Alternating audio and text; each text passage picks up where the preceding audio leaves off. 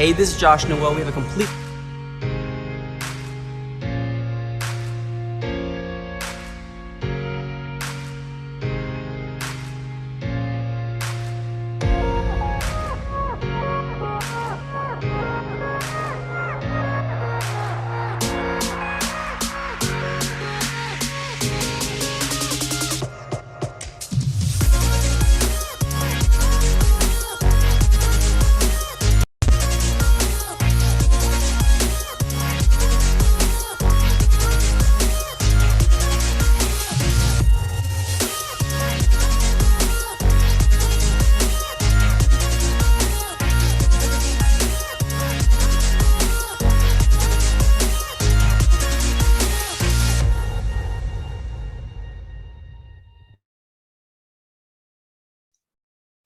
All right.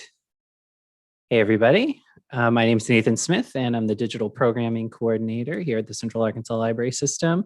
Thanks so much for joining me for Make Your Website with WordPress Part 3. Excuse me. We're on the home stretch. Today's the last day.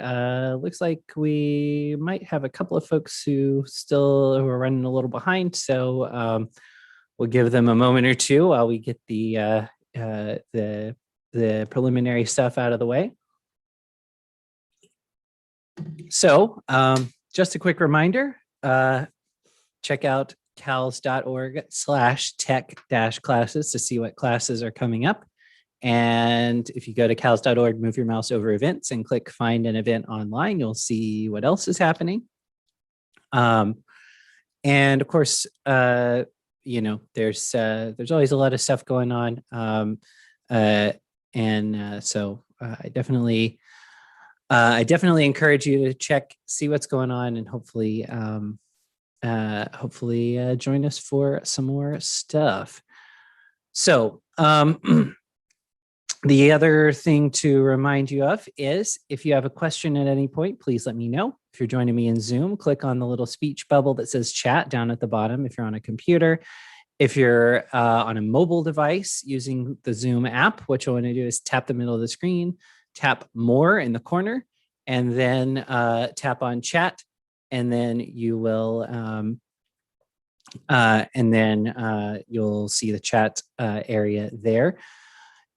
If you are joining me via live stream on Facebook, you'll just want to comment on the or down below the video, just like you would any other post on Facebook. If you are joining me via YouTube, then on the web, look to the right of the video. And if you're in the YouTube mobile app, look down below the video for the live chat section. And putting your question in any of those places, I will see it and I'll be able to tackle it, make sure that it gets addressed. Let's see, let me take a look. Oh yeah, and let me know if we run into technical difficulties. Of course, also, I guess the other big thing to mention is if you are, if you didn't end up tackling the, or being able to find a logo and or an icon to use during class today, then you can find the kind of placeholder ones, the example ones that I'm using at the address that I'm about to put into the chat, which is cals.click, as in clicking the mouse, /WP for WordPress examples. So there's that. I'll put it over here. And there we have it. Okay, great. So let's go ahead and dive in. I'm gonna turn on or fire up the screen sharing here, and we will get started. Okay. Nope, that's not the right button at all. There we go. Cool. Okay, there we go. So here's what we're going to be doing today. Today, we're going to be tackling a lot of a lot of the a lot of the stylistic things that you can do to make your website look different or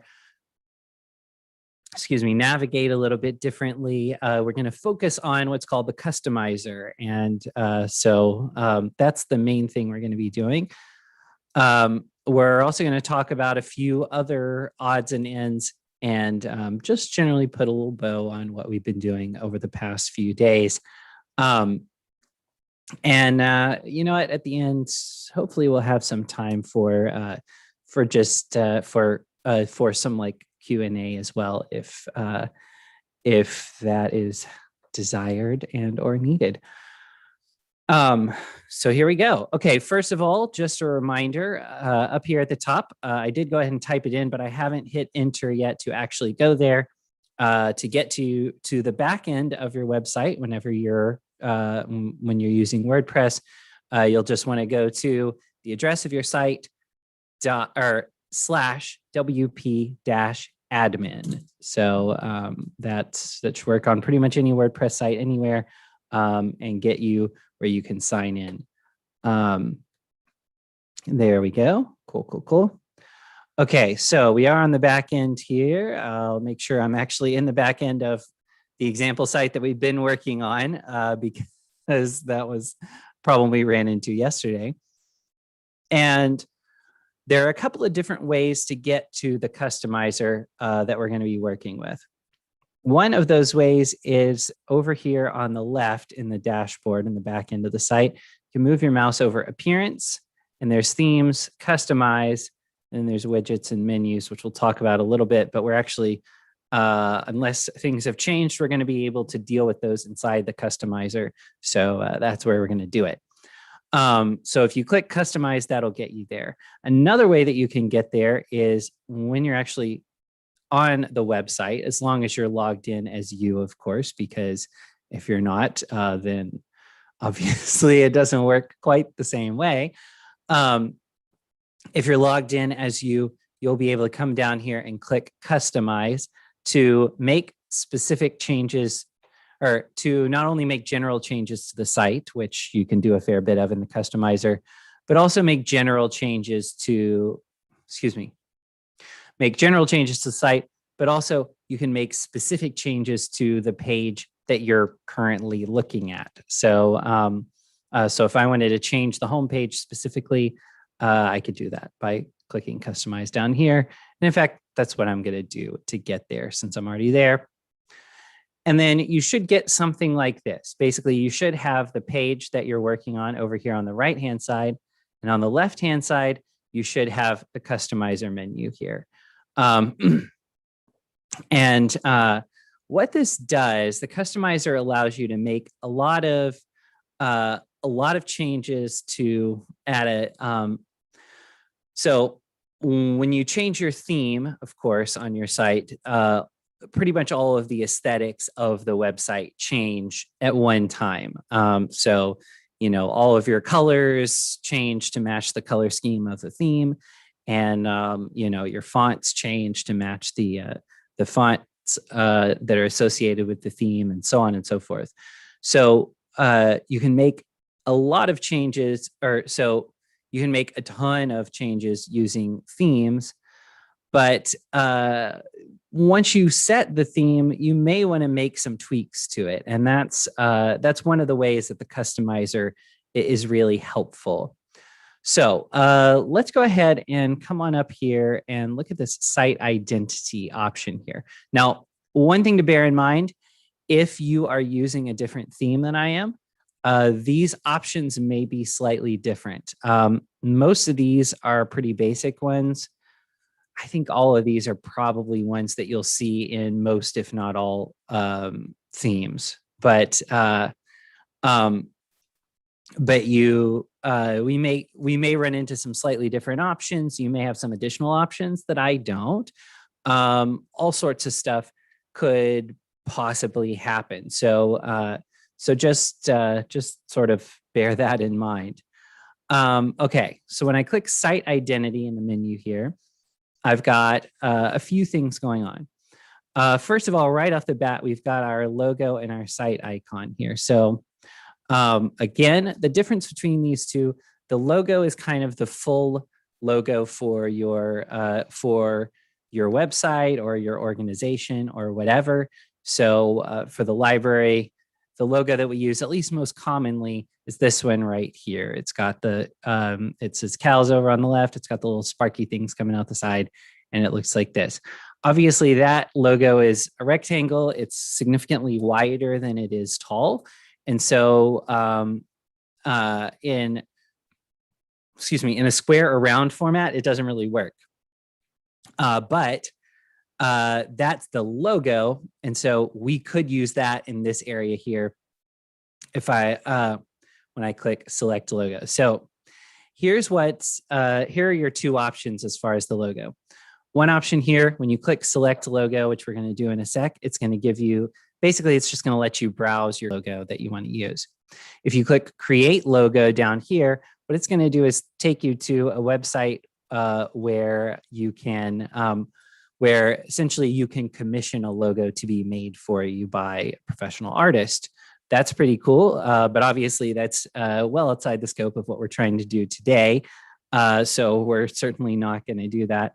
And obviously that would cost money. And we don't want to pay for that during class as well. So I'm going to come up here, click on where it says select logo, and that's going to fire up the media browsing options here. So I have, I'm on upload files right now.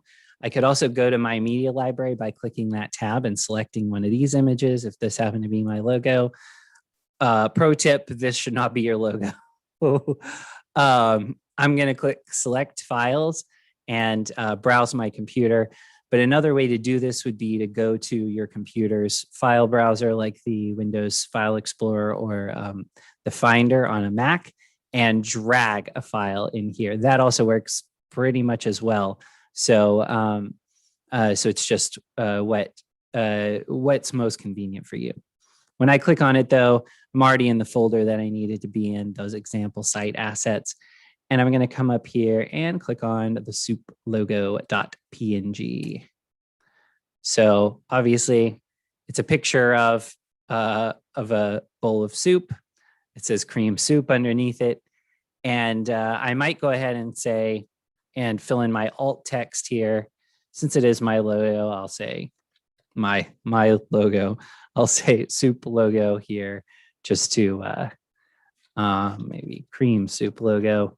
Just so, again, so that people who can't see the logo know that it's there and that's communicated to them.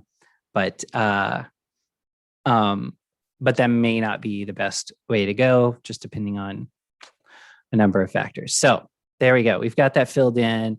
You can change this title if you want, but really all it's going to do is one key thing that you can do with some of this stuff is if you name it something that is easy for you to remember, then if you have a whole lot of images, like on the library's website, we have a ton of images in our media library, which is understandable because we have a lot of stuff going on. There are a lot of pages on our website, and we have a lot of events that happen, and each event needs at least one image usually associated with it, among other things. So if I am looking for a particular image, I usually use the search up here to find it. And if I name it something that's descriptive enough, then it makes it easy to find. So you can fill that in there. I will click select. And then it's going to prompt me to crop the image. Since this image is not, or this logo is not strictly square, so I need to, I don't need to necessarily get it in a square, and I don't need to necessarily get it in a square format. What I do need to do is cut those blank edges off so that it doesn't take up extra space where nothing's happening, essentially. So I'm going to come in here, use these little dots, drag them until they get into the right spot, and I'll click crop image. And there it is. But obviously, this is like way too big. So I may have to go into some software If I really wanted to use this as the logo on my site, I might need to go into some software and reduce the size of this image, and scale it down a bit. So I could use the Windows Photo Viewer program to do that, or whatever I want, basically. But yeah, it's a little big for what they're looking for, it seems. Yeah, suggested image dimensions 100 by 96 pixels. That's interesting. That's kind of changed a little bit. Let me see if I can actually do something with that. Edit image. So I clicked on it, click edit image. There we go. Okay, I can scale it over here. Perfect.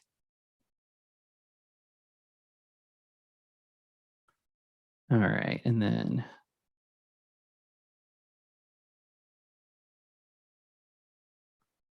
let's see. So let's go. Let's just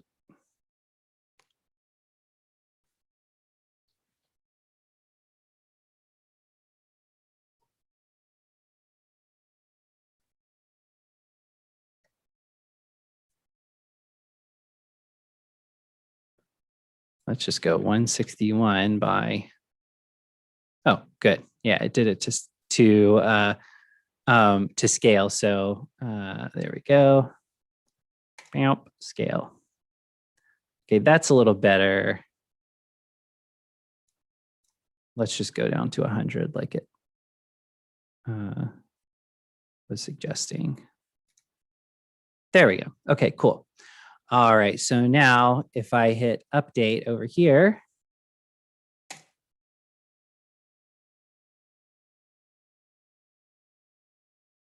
I can go back and, okay, I did. Oh, I see. It opened this up in a new tab. So I can now come back over here, and guess I need to close this for a sec. There it is, 100 by 103 pixels. That's better.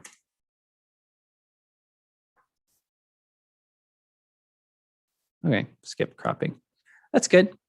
Okay, so now I do have the logo there, and that fits in a lot more, a lot better than the other version. Okay, down here underneath we have our site title and tagline, which we talked about during part 1.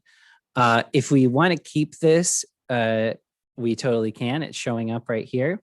We also have the option to uncheck this and hide it.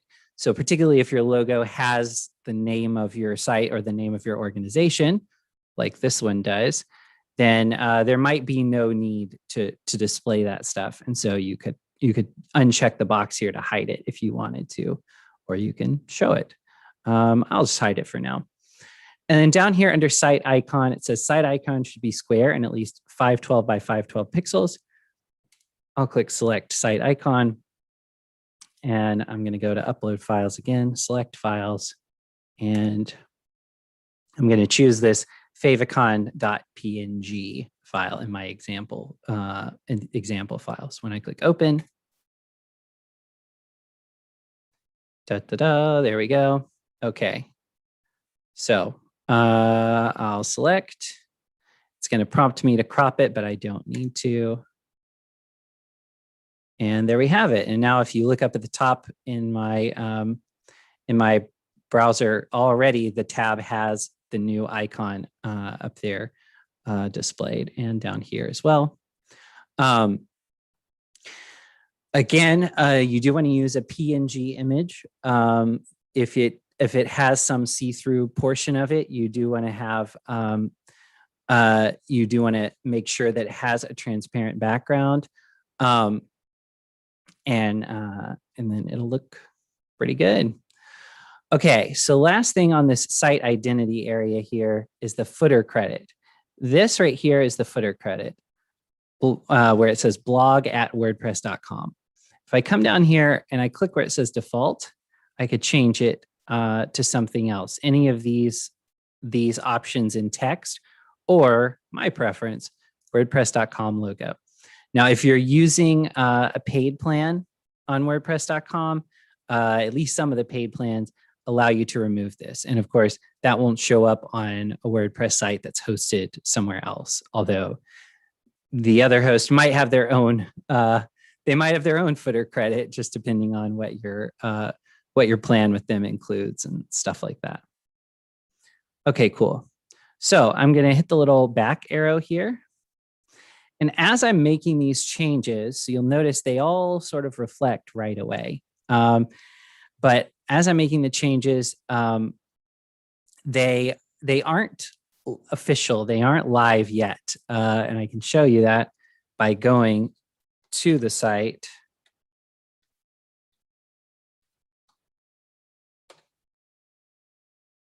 If you look up here, we've still got the name of the site and the tagline. We have no logo yet. And we also have, it still says blog@wordpress.com.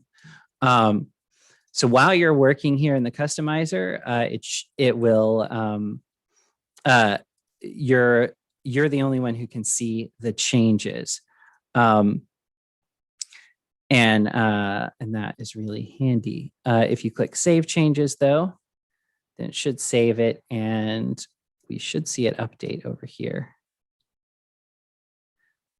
Oddly enough, it looks like they've removed some functionality here. There used to be a way to kind of save it as a draft and come back to it later. But for some reason, it's not giving us that option anymore. So go figure.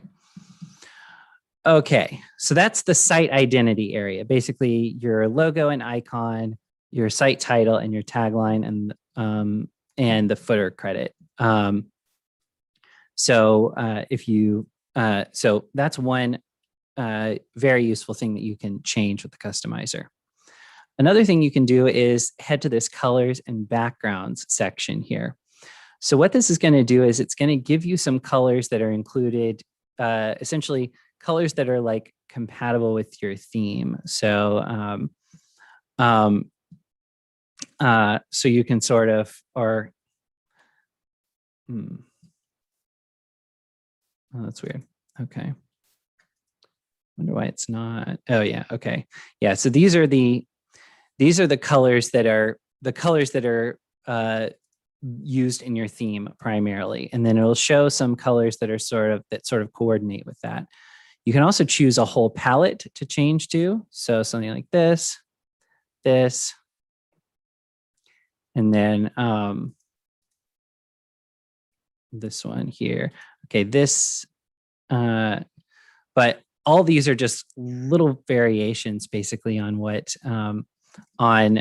you've got there. If I click default, then I can change it back to whatever it may be. You can pick you can change all of these for each of these colors. When you click on them, you can change what they are. So rather than this dark blue, you could choose, a gray or something else, and basically swap out the colors in the default color scheme of your theme. So that way, if you have specific colors that are associated with your brand or things like that, or just a specific feel that you're going for, you can use those to get in there and make sure that that you've got, or make your website look exactly the way you want it to. Basically, so I guess to be specific, this brown right here, if I click on this and I come down here and choose one of these other colors, let's say the pink, that might work pretty well actually. If I choose that, now you'll notice this highlight color up here over home in the menu, this button down here, these headers here, and the subscribe button, those have all turned pink. So anything that was that brownish color is now, or like khaki, is now pink throughout the website. If I go back to default, there it is. If I want, I could change this dark blue to like a gray. That gives a different look as well. So you can make those sort of tweaks and get it to look, get it to look the way you want it to. Really don't like this weird color here. Yeah. Okay. That's better. Cool. So now that I made that change, I can see it reflected immediately. But again, my audience, when they're visiting the site, they won't see the changes that I'm making in the customizer until I save them up here at the top. I can even go back. So if I hit this little back arrow up here next to where it says colors and backgrounds, then I get back to this main menu of the customizer. These changes still stay there, and I can navigate around and make other changes as well. Okay, so let's talk about menus a little bit, because the whole menu thing can be a little confusing sometimes when you're first trying to learn about WordPress. So there are two different terms we need to differentiate, kind of like we talked about posts and pages the last couple of days. There's some terminology that'll help make it a little clearer what's happening when you're dealing with menus in WordPress. A menu in WordPress terms is just a list of options. Now, when I'm teaching my really kind of basic, my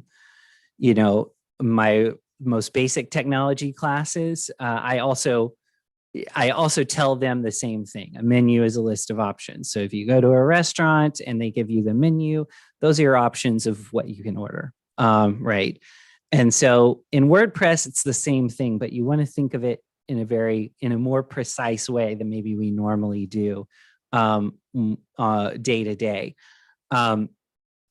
because you want to differentiate a menu, which is the list of options, from menu locations, which are part of your theme in WordPress.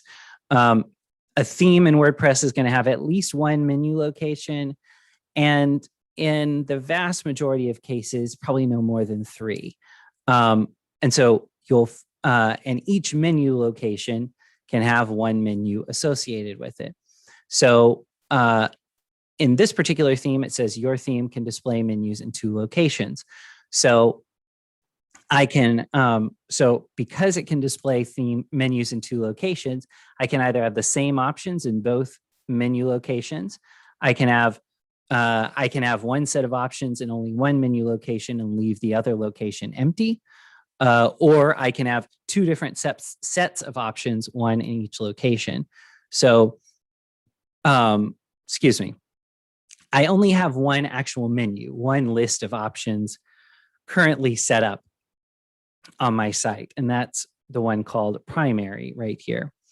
So if I wanted to add a second list of options, I could by clicking create new menu, but I'm just going to go up here to primary and click on that really quick. When I do, I see the items here. I have home and blog. Now, yesterday we made that about page, but we didn't, it's not showing up here in the menu. So what we need to do is add it to our menu. And then every place that this primary menu shows up, that the about page will also be one of the options that we have. So we have home, blog. I'm going to click the plus add items here, and it's going to give me a second little sidebar for a sec.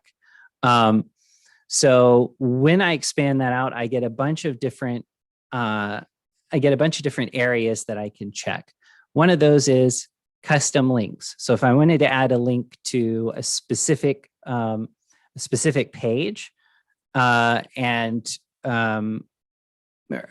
particularly if it's a page that's outside of my website. So if, for example, I wanted to link back to the library's website, then I could add a link there. So I'll go https://cals.org. There we go. And then link text, I'll say cows. Yeah, I'll just put cows. Okay, cool. When I click add a menu, it's going to pop up over here. And then down here under pages, if I expand that out, I have home, blog, and I do have about here. I'll hit the plus next to about as well.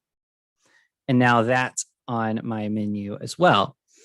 But I actually want it to appear before the link to the Cal site. So what I'm going to do is move my mouse over that, hold down on it, drag it up, and drop it right there. So if you look at the menu, at this top menu location, now you'll see we have home, blog, about, and Cal's, just like we have it listed out here. Another way that I could do this, or another way that I could arrange this if I wanted, would be to take the Cal's option here and make it a sub menu item rather than put it at the top of the menu. So what I'm going to do to make that happen is I'm going to click and hold on this and just drag it to the right slightly so that it's indented like that. When I let go, you'll notice about now has a little drop down arrow next to it. And when I move my mouse over it, Cal's is one of the options underneath that. So that allows you to have a bunch of sub items in your navigation menu and be able to get to a lot of places. We have some kind of a special setup here with the Cal site. I believe we are using a plugin to kind of enhance the functionality of the main menu. But if you look up here, it's basically the same structure. So you move your mouse over this, and it gives you the links to the different Cal sites, like the one for the Roberts Library, the Six Bridges Book Festival, the Encyclopedia of Arkansas, and so forth.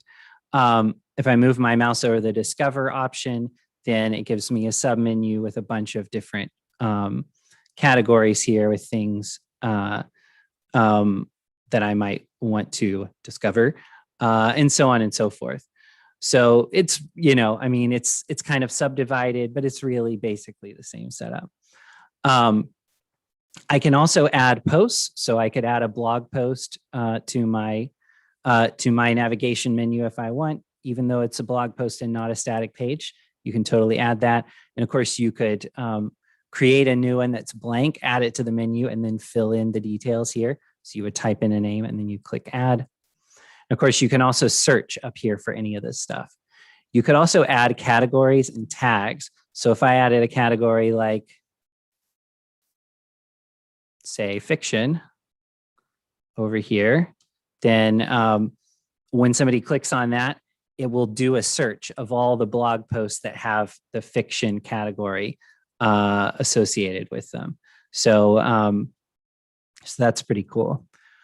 And then down here underneath the list of actual options for the menu, I have a few additional settings. So one of those is this is primary and social links menu. So it's confusing, but this menu is named primary, and there's also a location in the theme that's called primary. So I'm actually going to change this to primary options just so that it's clear what's going on. And so if I check one of these boxes, what it's going to do is put the options in this primary options menu into that specific menu location on my theme. So I've got primary up here. That's essentially this area. So the top right on my theme is where the primary menu location is, and the primary options menu is assigned to that one right now. It's not assigned to the social links menu down here. So that, if I check that, it's going to put these same options in that area too. And there they are. Now, the trick with this is because this is designed to be a link to your social media profiles, what it's doing is just taking the icon here and showing it down there. So that's not going to work. It just looks a little weird. So we probably would want to put actual links to social media profiles there. The other checkbox I have here is automatically add new top level pages to this menu. If I check this box, then if I create a new page, as long as I don't assign it a parent, so like, like the about page that we created yesterday, then it will automatically go into this menu. And that makes a whole lot of sense. So I'm going to check that box. I'll hit the left arrow here to go back to customizing menus. And I'll click on create new menu really quick. And let's just add we'll add a couple of quick social media links. So that way it just kind of fills it out. Whoopsie, sorry about that. There we go.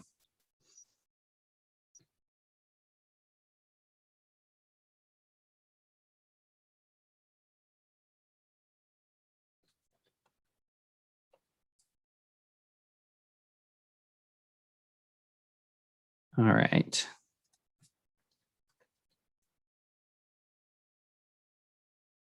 Okay. We'll choose the social links menu there, click next, and add items. And let's go ahead and throw some custom links in there. So one of the things we can do is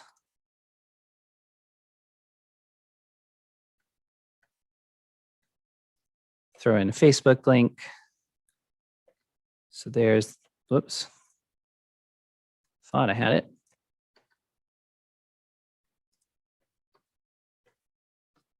How strange. It's not letting me paste in there for some reason, but whatever.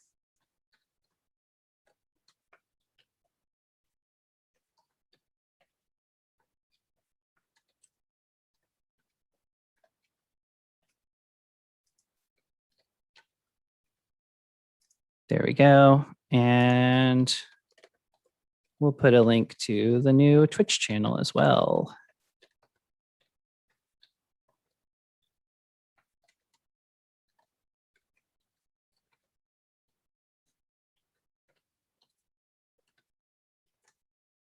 Okay. And there we have it. I'll hit save changes.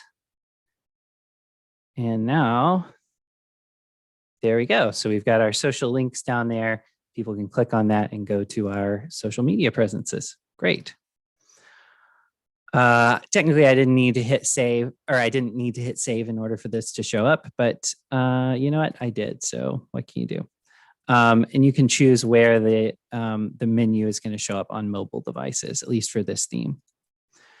Under my content options, this is going to vary depending on your theme. In this particular one, it says show the featured image on pages. So you'll notice, let's see, if I go to my about page, it's not, I chose one of these, I forget, maybe this one as the featured image when we created it last time. But it's not shown in any particular spot. It's just, it's part of the gallery because I also added it to the gallery, but it doesn't actually necessarily show up here. If I check this box, then it will show a large version of that featured image there. But your theme may or may not include that option. A lot of themes, when you choose the featured image, it's also kind of the main like hero image on the page, because that's the way most older themes are built at this point. Nowadays, you would, a lot of pages have a cover block. In fact, you know what? Let me show you that really quick because that's useful. So I'm going to exit the customizer just a moment by clicking the X. Y'all don't necessarily have to follow me on this, but I'm going to come down here on the home page and click edit. And that'll show me how this home page works, how it's laid out. So I have the title up here. And then down here, the first thing that I have is this cover block. It says add an image or video with a text overlay. Great for headers. So,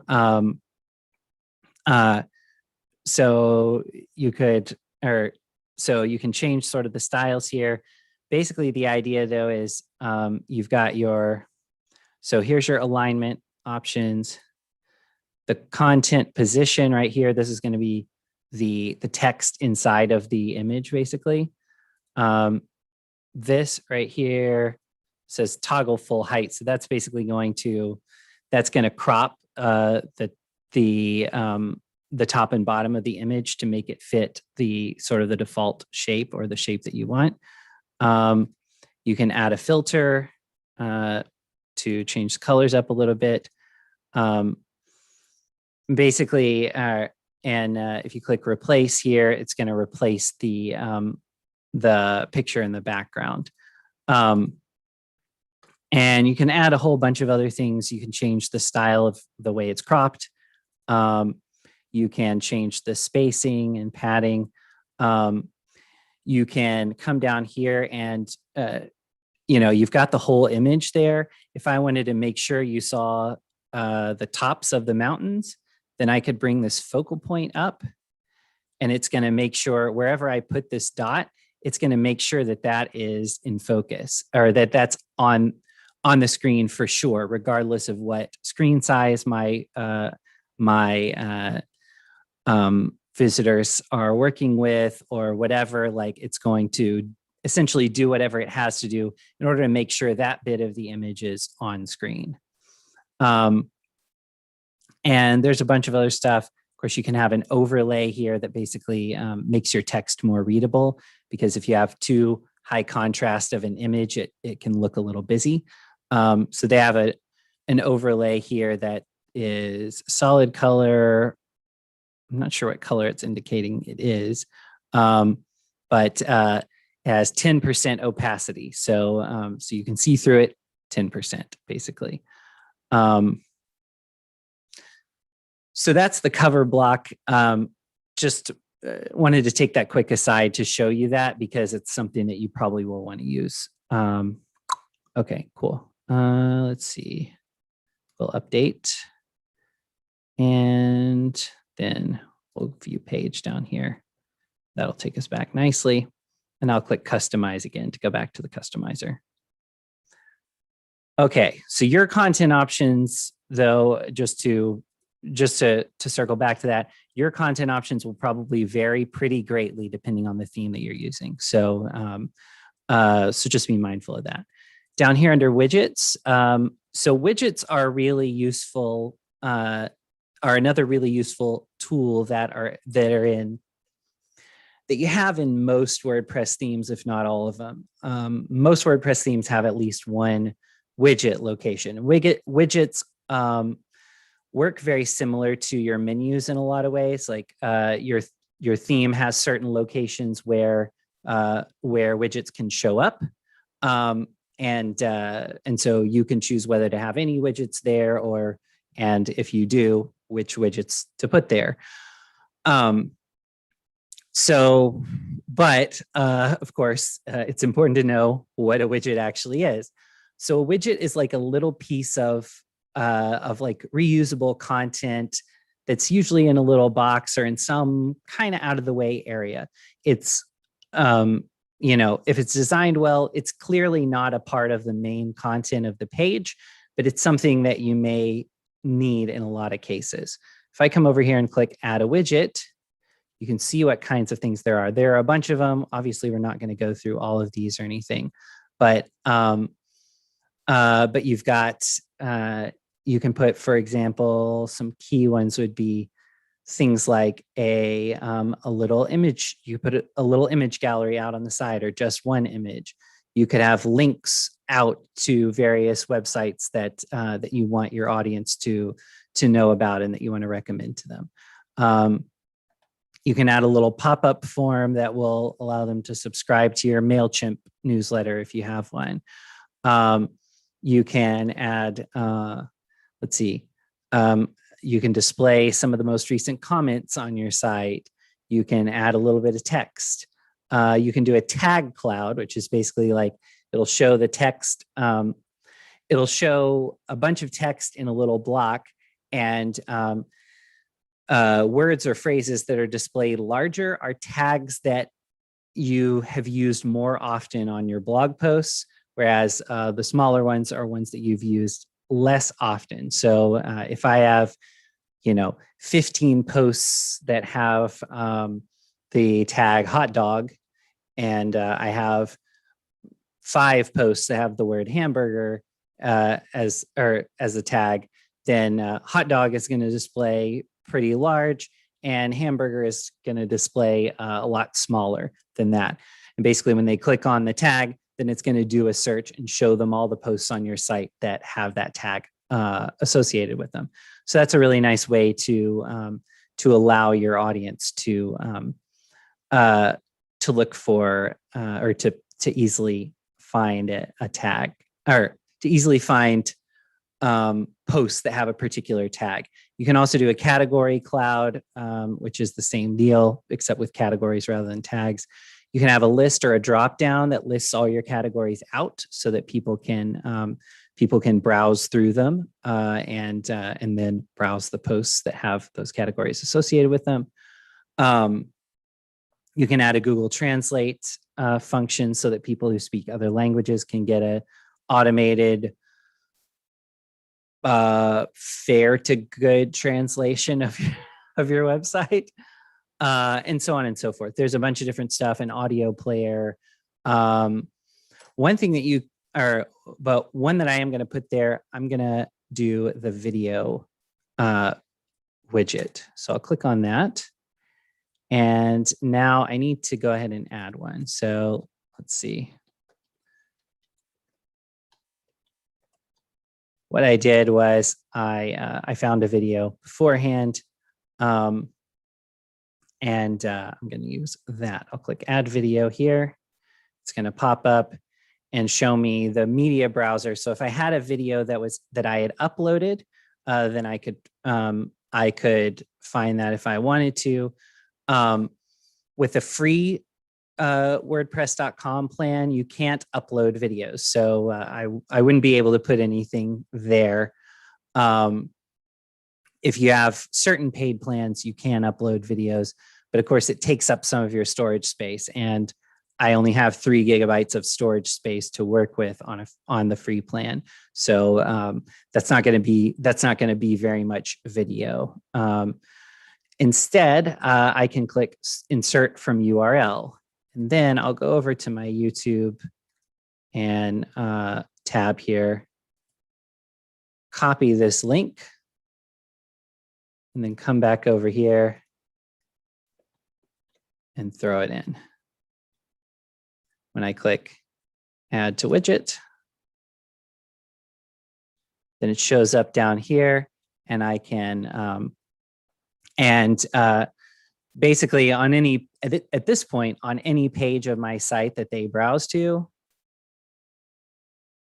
they should be seeing the widget at the bottom. Now, of course, that's not terribly practical with one particular video on every page. One thing that I could do, though, if I wanted the video to show up there only on some pages, is I can set some rules about the visibility of the widget. So the way that works, I click on visibility here, and I have show if or hide if. So I'll do show if page. And of course, you have a bunch of different options here: category, author, tag, date, page, and taxonomy. I'll go with page is home. And then I can add more conditions if I want by clicking this plus sign. And so I can set more rules, and if I use this match all conditions, then I'll have to then I'm setting the rules so that only if it's a yes on all of the rules do my visitors see the widget. If I don't check that, then I can set a number of different rules, and if any of those criteria are met, then it'll show up. So in this case, I've got show if page is home, but I could also add like show if page is about, or and that way it would show up on both of those pages specifically. Or I could say hide if page, if post or if category is like, and then I can choose a category where I don't want this video to show up, and then it'll show up on all the other ones that don't match up with that. So you can just play with this, and then just try to get it. Just browse around and see what you're doing. One of the nice things with the customizer as well is you don't have to stay on a particular page. So if you link through somewhere else and you're poking around to see whether the widget is showing up where it should, or see if it's might not be showing up in places that it should be, excuse me, then that's perfectly fine, and the customizer will continue to work that way. So I'll just click done. If I go over here to about, you'll see it also shows up there. But if I go to the blog again, it shouldn't show up there. Oh, wait. How strange.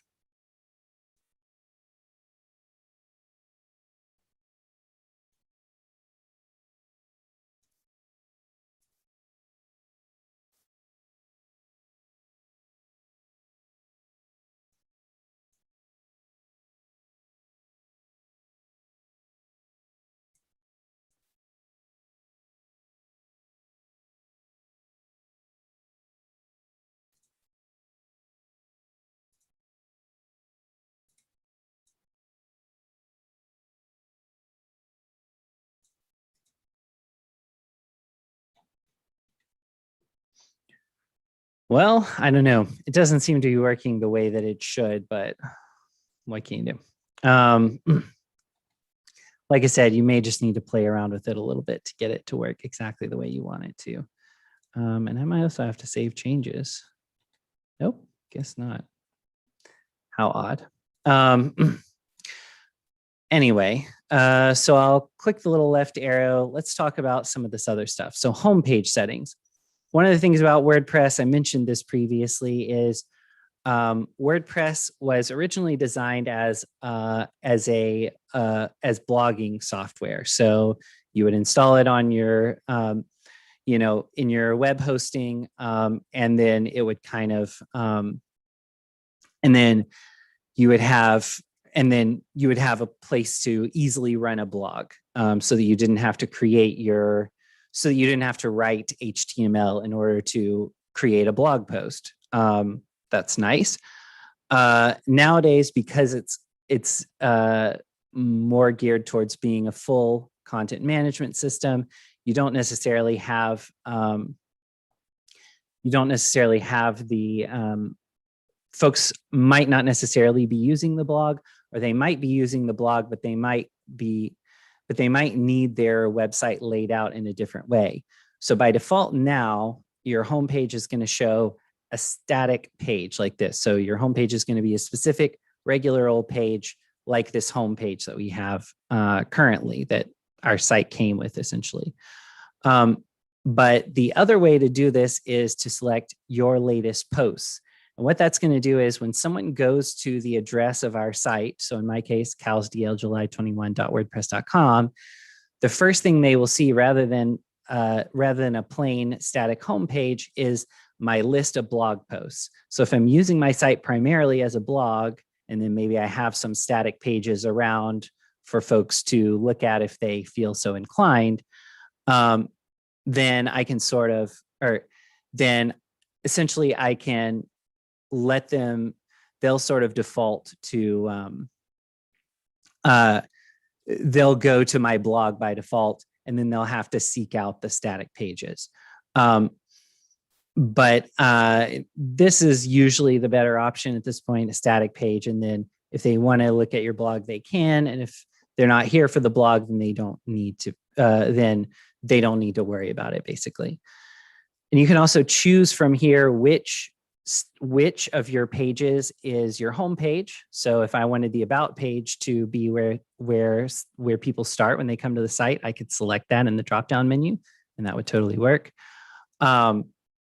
But I could, and so I could choose any of these that I want. And I can also choose a specific page that I've designated to host my blog posts.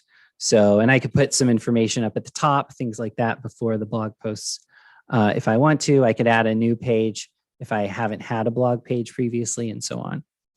I can also choose down here to hide certain parts of the home page. So by checking the boxes. So I'll leave these settings as they are, but if you're using your site primarily as a blog, you may want to tweak these. Under fonts here, I can go in and change, go to the block editor, it says, and I can tweak that. I can tweak my fonts here so that it will apply to the whole website. It's giving me a little preview of the homepage and how it'll look with the various font selections. Probably not going to make any changes here necessarily, but I do want to kind of point out like, so you have these font pairings here. Right now in the dropdown, it says theme default for both, but I could change this. So there are two different fonts that are used throughout your theme in WordPress, regardless of what theme you're using. You're going to have one font that's for headers and one font that's what they call the base font, which is like the body text of your pages. So in this case, like this font pairing is play fair display. So that'll be the headings, what they'll look like. Let's just change it temporarily. When I do that, it changes this to play fair display and this to fear stands, like it says over here. And that'll apply throughout your whole website. That's kind of, so this is one reason that you want to avoid, if say, for instance, you're writing pages or blog posts in a word processor like Microsoft Word or something, when you paste the text in, you may need to kind of tweak the you may need to strip the some of the formatting that you might have applied in your word processor out. So let me show you what that looks like. So let's see, I'm gonna get out of here.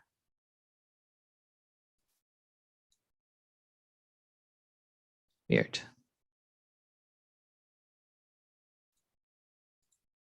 How do I get out of here? Guess just go back to the, okay.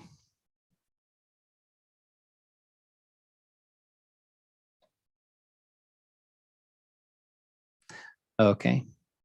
Now I'm back in the regular editor.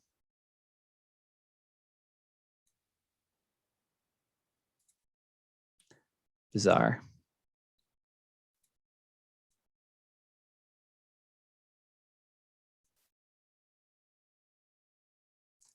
View pages. There we go. Okay, this will work.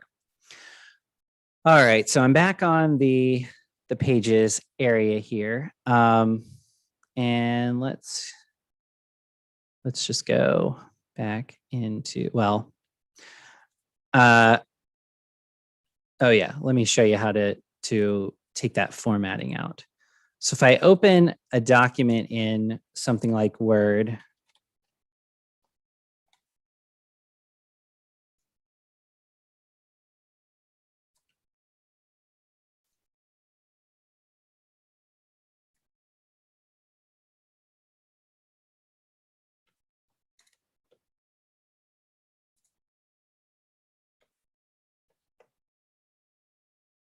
then I have, let's see.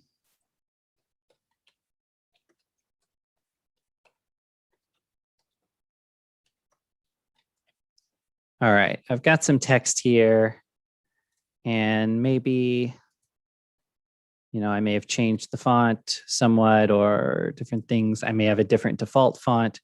I'm going to copy this text. And then when I go back over to edit this page, I click here and I paste it in. Okay, good. It actually did it this time.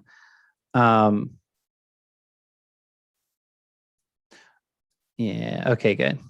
So it did what it was supposed to do. It stripped it out. It has not done that always previously, but in some cases, you'll get some artifacts from copying and pasting. And so if you're finding it doesn't look quite right, you may need to kind of tweak the settings a little bit. And maybe not. That's really interesting. Okay, well, I'm glad. That makes a lot of sense. Okay, never mind then. You're good. Okay, I'm going to hit the back arrow here. And the last thing that I have here in the customizer is this additional CSS. That's something that's not included with the free version of WordPress. But basically what that is, if you know how to use CSS, that's cascading style sheets, then you can tweak the look of specific objects on your page or specific types of objects throughout your site. And that can be really useful sometimes, just depending on your situation. One other thing that the customizer does is it does have preview for multiple formats for your pages. So down here, so right now we're looking at the desktop version of the page, but if I'm using a tablet, then the page is going to look more like this. And if I'm using a phone, the page is going to look more like this. All right, to get out of the customizer, well, another thing that you can do in the customizer is, use these little pencils. If I click on that, then it's going to take me in and actually allow me to directly edit this menu. Click on this, it's going to take me to my site identity where I can change the logo or the title and so forth. This takes me to the widget and so on and so forth. So you can jump directly to the setting that you need to tweak if you don't remember exactly where that is, or you just want to save yourself some time. I'll click the X to get out of there. Okay, let's see. So I'm going to click on my sites again to go back to the back end of the site. Some other things to just briefly touch on. So one thing to mention is in this tools area here, there's marketing and earn, but there's also import and export. So if you decided that you wanted WordPress to host, WordPress.com to host your content, then you could actually import content from another WordPress site, from Blogger, Medium, Squarespace, or Wix. And there's another list, or there's a fuller list that you can look through as well. So if you wanted to move over to WordPress from some other content management system or from WordPress that's hosted somewhere else, you can. And WordPress on not just WordPress.com, but pretty much any WordPress installation should have these tools, or you may be able to get them as a plugin if not. You also have export options here. So if you've made some tweaks to your site that you want to keep, then you can, or, if you're like, okay, I like how this looks, or how this is working. So I'm going to go ahead and bring the content over that I've made for this site and put it on my main site, my real site, basically. So you have the ability to export your content. It says all or specific text content, pages, posts, and feedback from your site. So, if you've written a bunch of blog posts over the years and you need to export them all and put them somewhere else, then you can do that, or, whatever the case may be. And then export media library.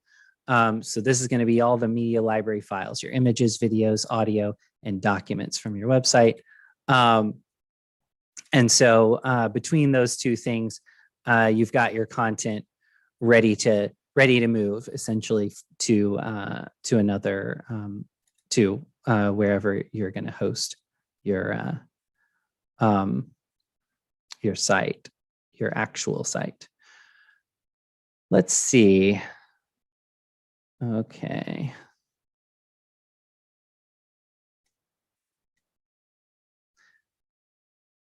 One thing that we're not really going to dig into, but I will go ahead and mention it, is plugins. So WordPress.com, the free version, doesn't allow you to use plugins. There's some of the paid plans include like a selection of common plugins that you might want to use.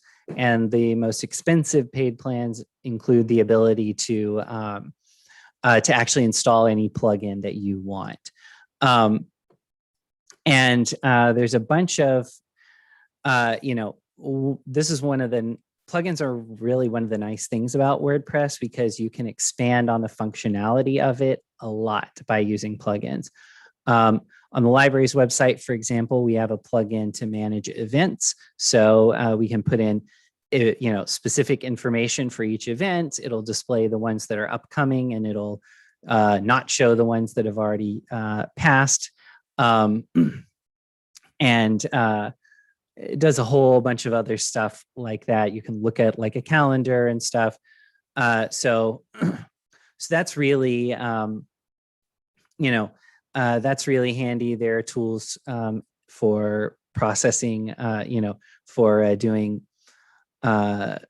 doing e-commerce type stuff, buying and sell, or primarily selling stuff on your website.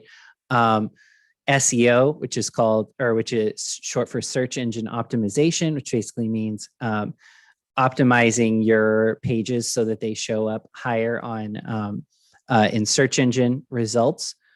There are alternate editors like this page builder.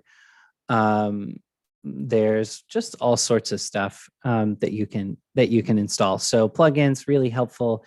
Another reason we're not going to focus on plugins though in this class is almost any plugin you install is going to work slightly differently, and it's going to make your site work slightly differently. So pretty quickly, unless I happened to cover a plugin that you were specifically interested in, then telling you how one plugin works is not going to give you a whole lot of useful information about how any other plugin works. Let's see.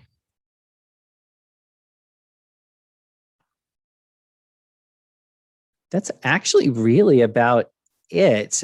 We covered the part 3 material a lot quicker than it normally happens. So that's cool. Jetpack, by the way, is a plugin that comes with WordPress.com sites and has things like anti-spam and some other some weird extra types of blocks that you can use in the editor and stuff.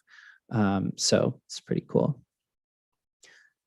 I guess then we've got a good amount of time for questions. So what questions do y'all have for me?